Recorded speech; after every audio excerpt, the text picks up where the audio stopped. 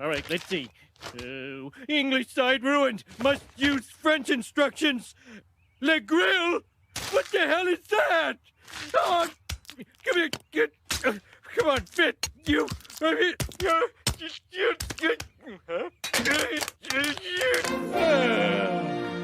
Yeah, that's one fine-looking barbecue pit. Why doesn't mine look like that? What? How's your father's project coming along? I think he's almost done.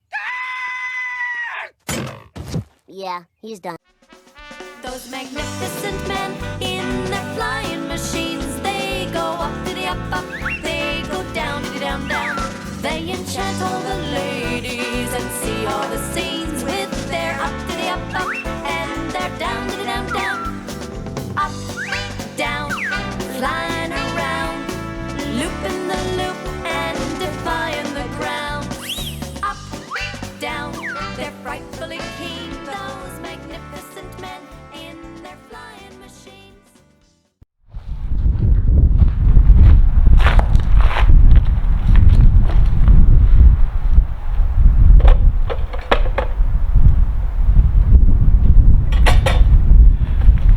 The first task that I've got on my list of 30 jobs that I have to get done over the next 6 months to get this plane into the air is installing the ELT mounting bracket. This is the ELT. This is the mounting bracket. The ELT is the emergency location transmitter, apparently required by Transport Canada to be installed and working in all planes in Canada by next year, 2025. The newer ones operate on a frequency of 406.040 megahertz, and this one also operates on the older frequency of 121.5 megahertz. The idea is that in a crash, or if you determine you need to get help, there's no other way to get it, you can activate it manually. But in a crash, it would be activated by the sudden deceleration of the plane. Manually, there's a switch, also a test switch on the control panel up the plane. So if it's activated, it sends up a signal picked up somehow, satellites, radio, I'm not sure, should find out, by the search and rescue authorities. So it's important that this device be very securely mounted in the plane so that it does suffer the deceleration that the plane fuselage does in the event of a crash, and that turns it on. And also it's important that it's mounted in a safe location, and it's recommended in the manual that it be installed behind the pilot's seat somewhere towards the rear of the plane. So it's mounted using this very nice stainless steel bracket, and my job today is to figure out how to mount that bracket. Well, actually, I've already figured out how to do it, and I'm partway there. So I've decided I'm going to mount the ELT right here on this boom tube. This is the backbone of the plane. Structurally massive. I've already purchased and installed this muffler clamp, automotive muffler clamp, to give me something to secure the base of the ELT, the mounting bracket too. So my idea is to put it there. This will very definitely securely mount the ELT, fix it to the main structure of the plane. So what I need to do is get an aluminum plate or stainless steel plate a little bit bigger than this mounting bracket that can pick up these two bolts, and then I can drill it for some of these already pre-drilled bolt holes here. So that's what I'm going to do. You can see I've already got the connection wires for the ELT and the buzzer that sounds when it's activated, and these wires run up to the switch, which is already mounted in the dashboard or control panel of the plane, and that's the test switch and the manual activation switch.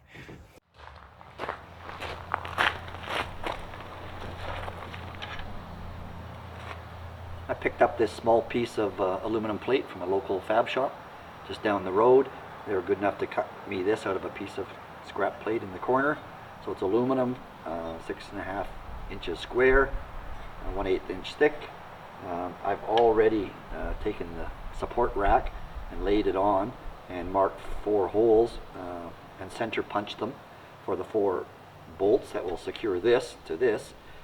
And then I took the clamp bolt off the boom tube and used it as a template for the 2 larger holes, which will bolt this down to the boom tube. So I'm ready to drill. So come into my crappy little workshop and I'll drill these out.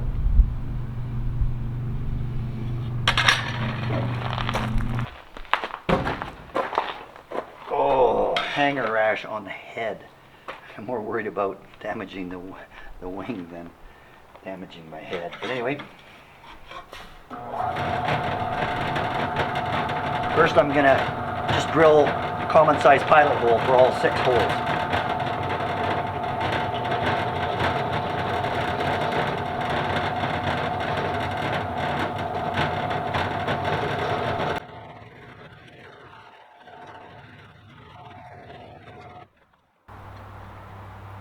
Okay, and after the pilot hole,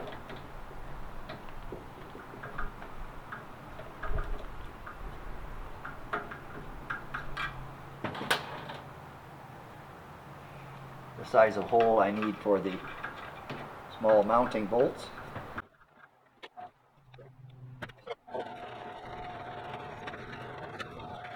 Then I may as well use the same drill to drill the holes which have to be bigger. Just drill them out a little bit.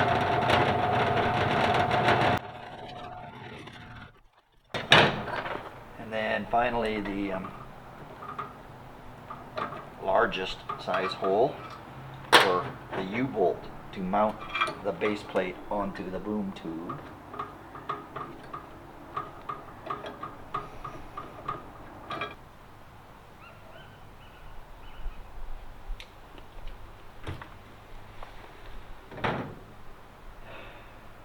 Okay, I'm just going to go check everything against what's got to match to this before I drill the big holes.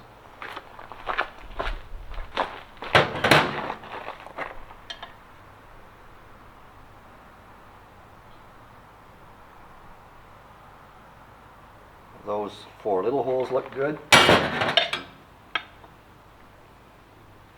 2 big holes look good.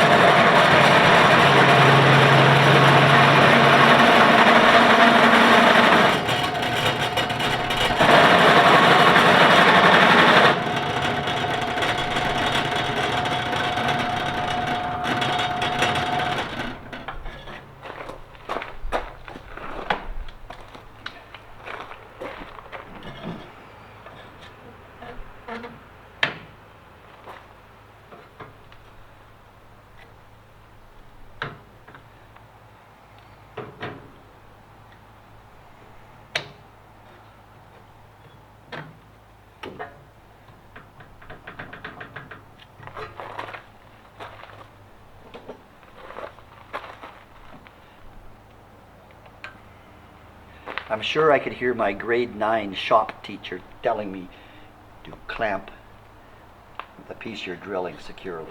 I'm sure I heard him.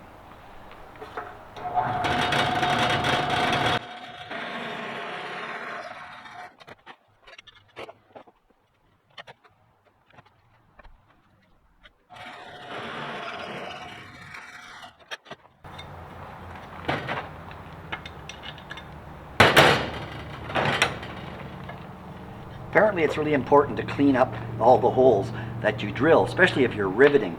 By clean them up, I mean deburr them. And there's this little tool you use when you're riveting, a deburring tool that you can put in the hole and whip it around and it cuts the burrs off.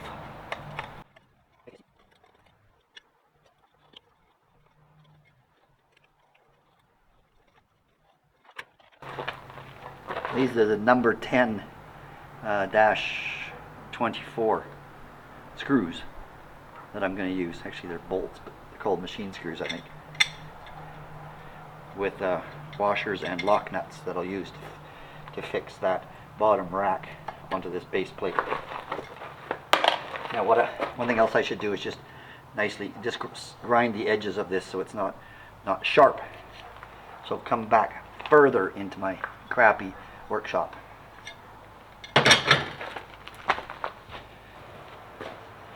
What? Me complain?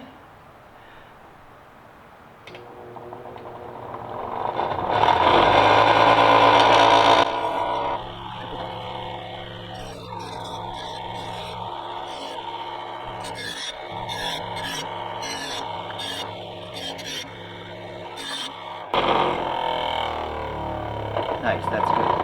Just took the edge off. Okay, ready to assemble.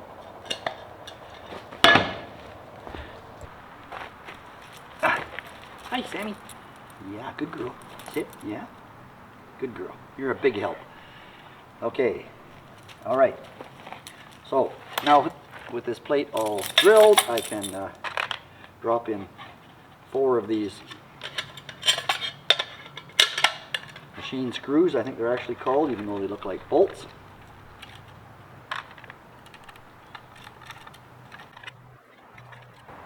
I've got an enormous supply of bolts between here and my storage. All different sizes, most of them AN or aircraft quality, but when you get down to the smaller ones, they're just stainless steel machine screws. And what gets a little annoying at times is the different threads. And these are number 10, meaning the diameter is number 10. And I think they're 1 inch long. So those are right. But you get 2 different threads. You get national coarse and you get national fine. And as luck would have it, and because I'm building an airplane and everything is more difficult than it needs to be, maybe analogous to building a boat, I have 2 national coarse and 2 national fine. So someday when somebody takes this mounting assembly out of the plane for whatever reason, they're going to be really perturbed when 2 of the nuts don't fit on 2 of the bolts. And they'll wonder, why the heck did the guy use some national coarse and some national fine? Well, I'm sorry, that's just the way it is. I'm not going out to the hardware store and buying more bolts at this point. National coarse or national fine doesn't matter as far as strength goes. They're equally good. Okay. I will keep a note in my head. If I ever do find a good deal on a big box of machine screws, I will fix this up.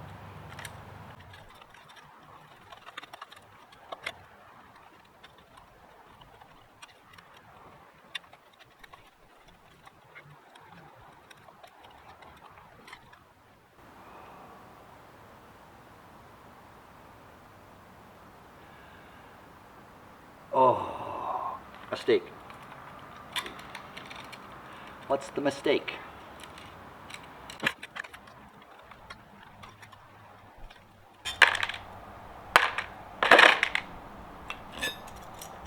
Okay. Did you catch the mistake? All right.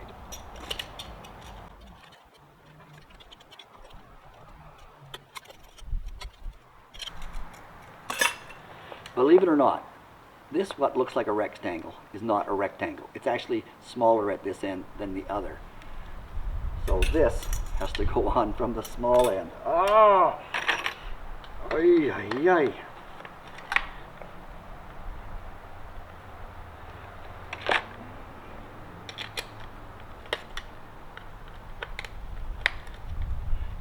This is why it takes so long to build a plane, or at least when Bob builds a plane.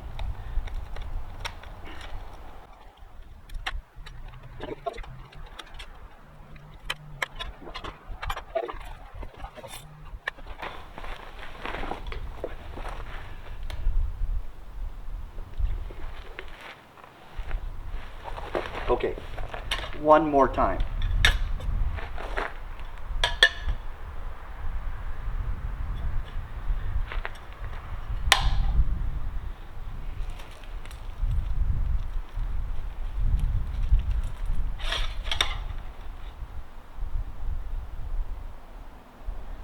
Okay, this is the front. Clamp goes on this side from the small end.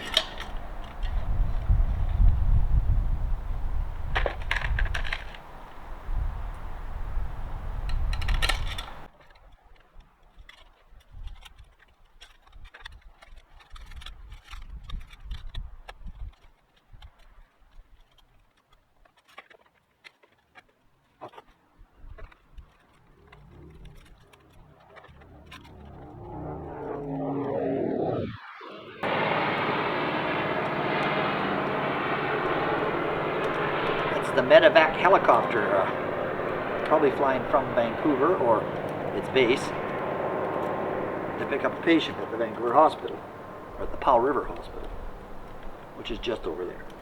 That's the ride I took about a year and a half ago, midnight,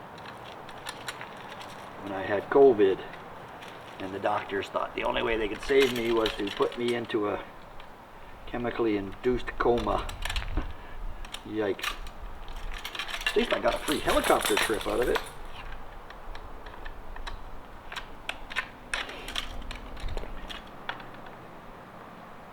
Up here in Pinko, Socialist Canada, helicopter trips like that and all the care that went with it for 2 weeks in Vancouver, in a world-class hospital, was free to me. Long live the socialist regime. Okay.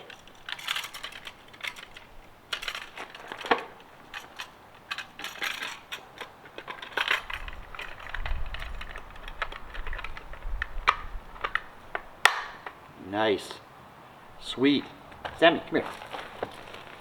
Quality inspection, please. What do you think? What do you think? A-okay? Yeah? 10-4, good buddy? Okay, there you go. You earned your wages. Okay, excellent. Let's mount the U-bolt now on the boom tube, like so, and we'll put this on top like that. Then that'll be another task done on my list of things to do before I can fly this baby.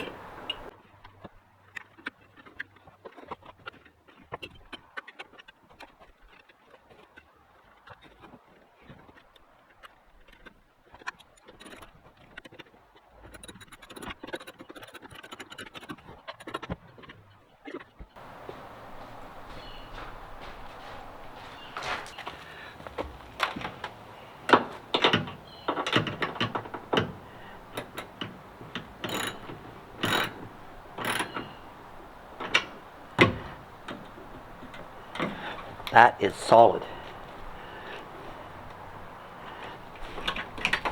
And seat belts clear it, and the vent pipe from the gas station, the gas fuel tank, also clears it. That's good for now. So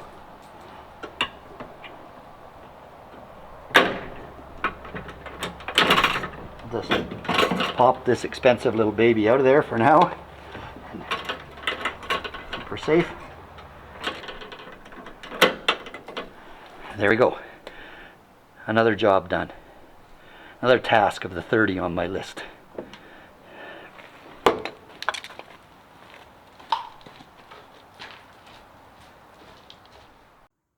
While rummaging around in my storage locker the other day, I found this sheet of pre-printed decals or decals that I think I got when I was at Oshkosh back in 2015 at the big fly-in, and I think it was given away by the Experimental Aircraft Association.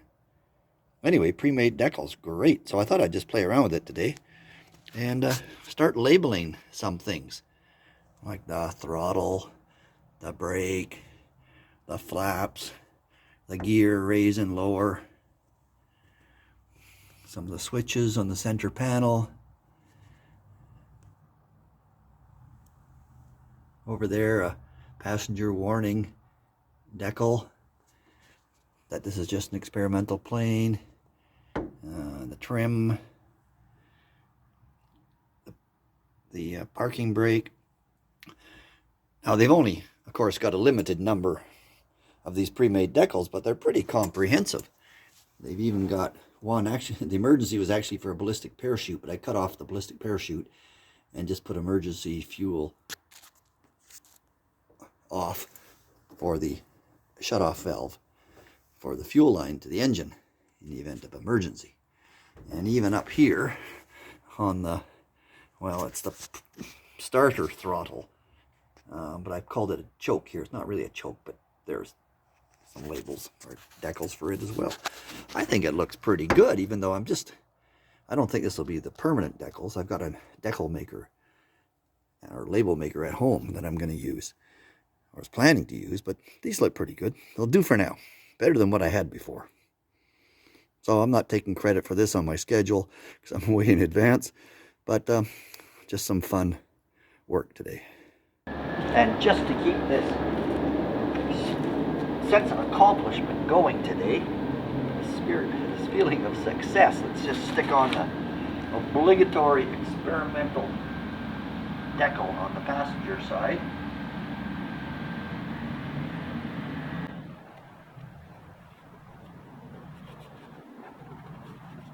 Never applied this sort of decal before. Now when Craig, the local decal maker who put my registration marks on a few months ago, I guess I wasn't paying a lot of attention to what he was doing, but I think this is the way it works. Anyway, if it doesn't work, I got lots more just like this, and if all else fails, I can go down to Craig's shop and get him to make me a nice new one and apply it professionally. Okay, so that's it there. Now I think if I pull the backing, I was going to say the backing, but I guess it's the fronting, it should leave the decals behind.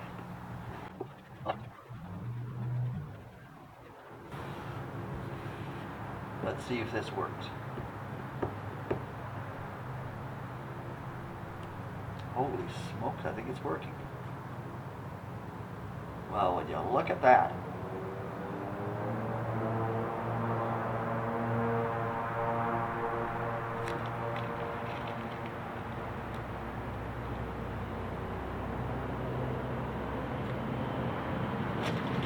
Oh!